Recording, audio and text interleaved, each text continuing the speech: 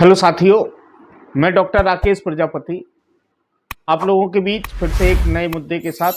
पहले एक 20 या 25 सेकंड की एक वीडियो है, वो आप देख लें, फिर मैं आपको आगे की बात रखता हूं। हाँ बताओ, आपके साथ क्या हुआ? हमारी बच्ची को बुखार चढ़ा है बहुत तेज। हम कल दवाई करवाने गए थे, बंगाली डॉक्टर कहाँ। वो बोल दिया कि हम दवाई नहीं करेंगे, ठाकुर समाज के कह रहे हैं जो दवाई करेंगे तो उनसे जुर्माना लिया जाएगा। और आपकी कहीं भी जा रहे हैं दवाई करवाने, कोई भी डॉक्टर दवाई नहीं कर रहे हैं। हमारी बच्ची को बहुत तेज बुखार है। हम बताइए क्या, कहाँ जाएं, क्या करें। कब गई थी आप? कल 2 बजे गए थे। कल सोमवार को? सोमवार को। ठीक है। और दुकान पे भी जा रहे हैं, कुछ सामान नहीं मिल रहा है। ठीक ठीक। और कोई समस्या? दादी को क्या हो गया है? दादी को भी बुखार चढ़ा है।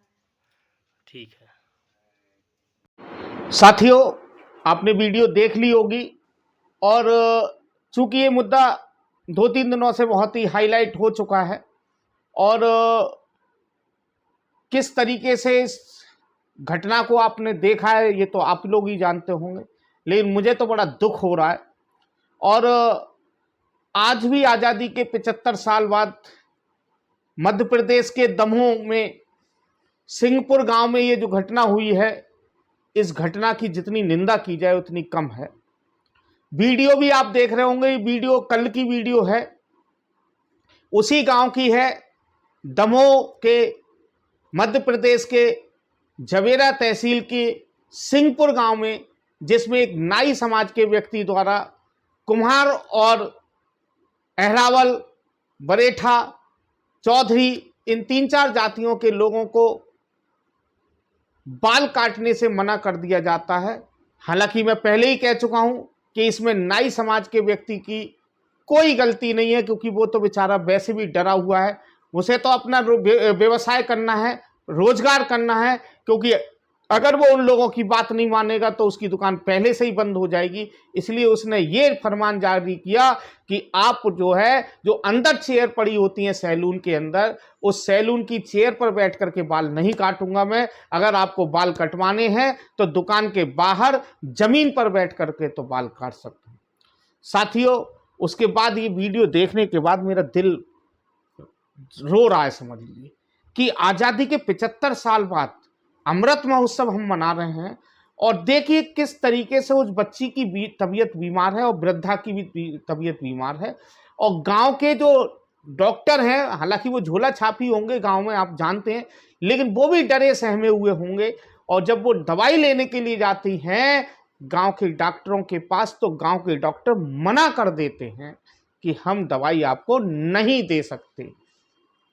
अब सोचिए कि इस दौरान अगर कोई घटना हो जाती है, इस दौरान प्रजापति समाज, अहरावल समाज, चौधरी समाज, बरेठा समाज का कोई व्यक्ति अगर बीमार हो जाता है तो फास्ट एड लेने के लिए जब बीमार होते हैं तो आजकल गांव में ही किसी डॉक्टर से दवाई लेते हैं। क्या स्थिति है कि उसे तो दवाई ही नहीं मिलेगी। उस दवाई ना मिलने के कारण उस महापंचायत का जो फैसला दिया गया है कि जो भी प्रजापति समाज और इन समाजों की मदद करेगा उन पर 1000 रुपये का जुर्माना डाल दिया जाएगा। इस वजह से उस गांव का कोई भी व्यक्ति मदद करने के लिए तैयार नहीं है, परचूनी की दुकान से सामान देने के लिए तैयार नहीं है, किराना स्टोर से सामान देने के लिए तैयार नहीं है, सब्जी वाला सब्जी देने के लिए तैयार नहीं है, क्योंकि प्रजापति समाज का हुक्का पानी बंद कर दिया गया। साथियों, देश में अमृत महोत्सव मनाया जा रहा है। इस देश के अंदर हिंदू प्रधानमंत्री, हिंदू राष्ट्रपति, 28 प्रदेश हैं, 28 के 28 प्रदेश में मुख्यमंत्री हिंदू, 28 प्रदेश हैं, उनमें ज्यादातर सभी जगह हिंदू राज्यपाल। और उत्तर प्रदेश जैसे मध्य प्रदेश में भारतीय जनता पार्टी की पिछले 20 सालों से सरकार है और वहां पर भी पूरा मंत्रिमंडल लगभग हिंदू है। तो आखिर एक प्रजापति क्या हिंदू के अंदर नहीं आता है? ये प्रश्न है मेरा। क्या बरेठा हिंदू के अंदर नहीं आता? क्या चौधरी समाज जो है हिंदू के अंदर नहीं आता? क्या अहरावल समाज हिंदू के अंदर नहीं आता? आज सब लोग एक बात सोच करके देखिए किस तरीके से उस दमोह के सिंहपुर के गांव के लोग आज अपना जीवन यापन कर रहे होंगे।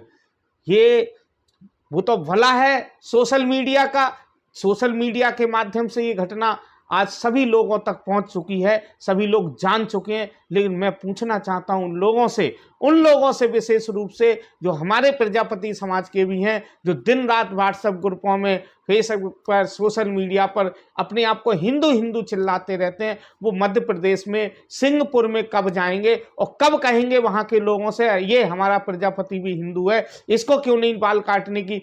सोचिए आप कि एक नाई की दुकान पर, मैं पहले ही बता चुका हूं, उस नाई की बेचारे की गलती नहीं है, वो तो सताया हुआ है, वो खुद सताया हुआ है, वो तो डराया धमकाया हुआ है, उसको डराया गया है कि अगर तुम बाल इन्हें मना नहीं करोगे तो तेरी दुकान हम नहीं चलने देंगे, इसीलिए वो ये बात बोल रहा है।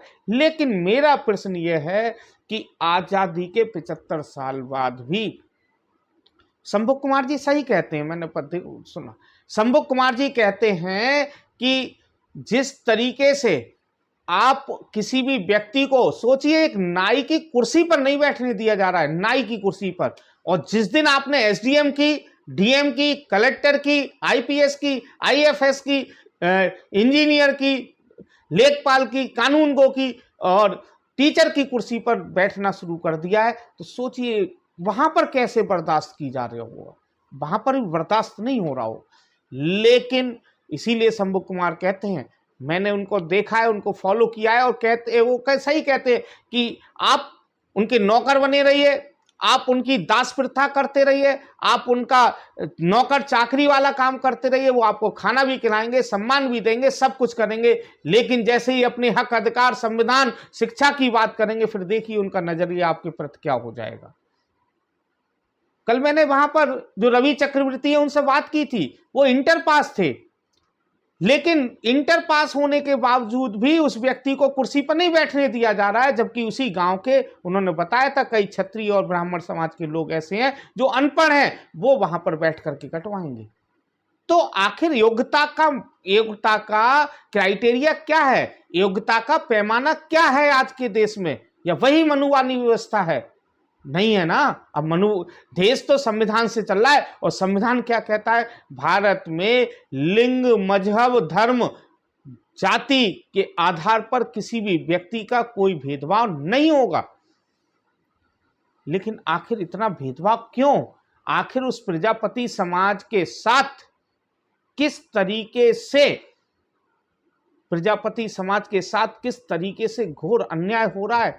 वहां के लोग रोजी रोटी को परेशान है, वहां के लोग अपने व्यापार संसाधन को लेकर के परेशान है, वहां के लोगों पर की आज अस्मिता जान पर आ पड़ी है। अब बताइए, कोई अगर बीमार हो जाता है, कोई बच्चे को अचानक से ज्यादा तबीयत खराब हो जाती है, तो पास पड़ोस के गांव में जाएंगे क्या दिखाने के लिए, या शहर में भागेंगे? फास्ट एड तो कहाँ मिलती है, गांव में मिल जाती है, लेकिन फास्ट एड देने के लिए वहां पर इसीलिए नहीं किया जा रहा है क्योंकि 1000 रुपये का जुर्माना साफ कह रखा है पंचायत ने कि अगर कोई भी इन कुम्हार, अहरावल और इन जातियों की मदद करेगा तो 1000 रुपये का जुर्माना पड़ेगा। इसी के डर से कोई वहां पर उनकी मदद नहीं कर रहा है। वहां के लोगों को काफी मेरी बात हुई है, राष्ट्रीय प्रजापति महासभा के प्रदेश अध्यक्ष जी हैं, उनसे भी मेरी बात हुई है, वहां की बसपा के कई लोगों से मेरी बात हुई है, आजाद समाज पार्टी के काफी लोगों से वहां पर बात हुई है। आज सभी पहुंचे भी थे, कल भी वहां पर एसडीएम, तहसीलदार और एसआई हल्का इंचार्ज भी पहुंचे, लेकिन अभी तक कोई भी समस्या का स्थायी समाधान नहीं निकला है, कोई भी स्थायी समाधान नहीं निकला है। आज भी वहां पर बहुत से लोग एसडीएम पहुंचे हैं और बसपा के लीडर वगैरह पहुंचे हैं, लेकिन कोई भी स्थायी समाधान अभी तक नहीं निकला है। और वहां की पंचायतें आज भी अपने उस निर्णय पर अमल हैं। बताइए, देश में अभी भी कहां संविधान लागू हुआ है? बाबा साहब ने सही कहा था, और सही बात भी है कि इस देश के अंदर 48 घंटे के लिए सही से संविधान लागू कर दीजिए, देख लीजिए देश की तस्वीर बदल जाएगी। 48 घंटे के लिए देश में पूरी तरीके से संविधान को लागू कर दीजिए, देश की तकदीर और तस्वीर बदल जाएगी। लेकिन आज़ादी के अमृत महोत्सव पर, ऐसे अमृत महोत्सव से क्या फायदा? इतने देश में प्रधानमंत्री, मुख्यमंत्री सब हिंदू हैं और फिर भी कुमार, प्रजापति, वाल्मीकि, ना जाने कितने लोग समय समय पर ऐसी ऐसी घटनाएं हैं जिनका मैं जिक्र नहीं कर सकता। मैनपुरी की घटना जिसमें 5 लोगों को जिंदा जला दिया गया, आज तक उस पर एफआईआर नहीं हुई। 72 दिन मैंने संघर्ष किया था, सब लोगों को पता है। हमारे प्रजापति समाज के लोगों ने, काफी लोगों ने संघर्ष किया। दारा सिंह प्रजापति ने बहुत संघर्ष किया, 1 लाख रुपए दूसरे तीसरे दिया, और बहुत सारे लोगों ने भी संघर्ष किया। वीरेंद्र, कई नाम हैं जिनको मैं गिना सकता हूं जिन्होंने संघर्ष किया। लगातार मैं भी उस आवाज को उठाता रहा, और किस तरीके से, वो तो 5 अगस्त का दिन याद होगा शायद, जिस राम मंदिर का शिलान्यास हो रहा है, उस दिन मैंने काला दिवस के रूप में उसे मनाया था, तब जाकर के, और ट्विटर पर ट्रेंड चलाया था, तब जाकर के 6 अगस्त को 5 लाख बड़ी मुश्किल से मिले। बताइए, 1 लाख रुपए कीमत है एक व्यक्ति की जिंदा जलाने की। प्रजापति समाज के लोगों, क्या आपका खून नहीं खौलता? क्या आपके रगों में खून नहीं है? लड़ने की जरूरत नहीं है, लेकिन अपने हक अधिकार को समझने की जरूरत है। और मैं बार बार हर वीडियो में कहता हूं, हक अधिकार 2 ही चीजें दिला सकती हैं, एक शिक्षा है और दूसरा है संविधान की ताकत। ताकत को पहचाने। अगर संविधान की ताकत को पहचान लिया तो आप कभी भी, आपके साथ अन्याय नहीं हो सकता, आपके साथ कोई अन्याय नहीं कर सकता। साथियों, बहुत बहुत धन्यवाद, और मेरी वीडियो को ज़्यादा से ज़्यादा शेयर करें। बहुत बहुत आभार।